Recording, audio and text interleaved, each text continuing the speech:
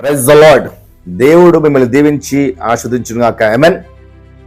ఓ క్రైస్తవుడా, నువ్వు దీవించాలని ఆశ కలిగి ఉన్నావా? ఆత్మీయంగా ఉద్యోగంగా జీవించాలనుకుంటున్నావా? క్రైస్తవ సమాజంలో మంచి సాక్ష్యం సంపాదించాలనుకుంటున్నావా?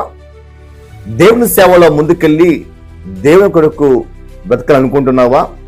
ఒక విశ్వాసిగా మంచి సాక్ష్యం సంపాదించాలనుకుంటున్నావా? అయితే నీకు మంచి శుభవార్త. ఇవన్నీ కూడా నీ యొక్క జీవితంలో యొక్క మేలు జరిగించబడాలి అంటే మొదట నీ యొక్క నాలుక జాగ్రత్త. అందుకని సల్మన్ మహారాజు దేవుడు అనుగ్రహించిన జ్ఞానం చొప్పున ఆయన సామెతల గ్రంథము 18వ అధ్యాయము 21వ వచనంలో రాస్తా ఉన్నాడు కదా, జీవ మరణములు నాలుక వశమై ఉన్నవి. ఎందుకంటే మన యొక్క నాలుకలోనే అభివృద్ధి ఉంది, మన యొక్క నాలుకలోనే దీవెన ఉంది, మన యొక్క నాలుకలోనే ఆశీర్వాదం ఉంది, మన యొక్క నాలుకలోనే అన్ని దాగి ఉన్నవి.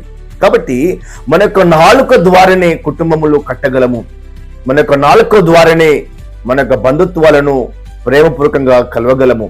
ఎందుకంటే ఈ నాలుక కుటుంబములను విడదీయగలదు, ఈ యొక్క నాలుక బంధుత్వాల నుంచి దూరపరచగలదు, ఈ యొక్క నాలుక స్నేహితుల మధ్యలో గొప్ప గొడవ పెట్టగలదు. అందుకని బైబిల్ గ్రంథం చూస్తుంటాం కదా, యాకోబు రాసిన పత్రికలో చూస్తూ ఉంటే నాలుక చిన్న అవయవమే కానీ నాలుక ఆ చిన్న అవయవమే కానీ ఆ నాలుక ద్వారా వచ్చే మాట చాలా ప్రమాదకరమైంది. నీ సంభాషణ ఎలా ఉంది? నీ సంభాషణ ఉప్పు వేసినట్లు ఉందా? లేకపోతే పక్కవారిని కిచ్చపరిచే విధంగా మాట్లాడుతున్నావా? పక్కవారిని ప్రేమించే విధంగా మాట్లాడుతున్నావా? పక్కవారిని దూషించే విధంగా మాట్లాడుతున్నావా? ఒకసారి గమనించు. నువ్వెంత మంచి ప్రార్థన పడవైనా, నువ్వెంత మంచి వాక్య బోధించే సేవకుడు అయినా, నువ్వు మంచి విశ్వాసువైనా, నీ నాలుకను సాధనము చేయకపోతే నువ్వు దేవుని నుంచి వచ్చే మేలులు దీవెనలు పొందలేవు.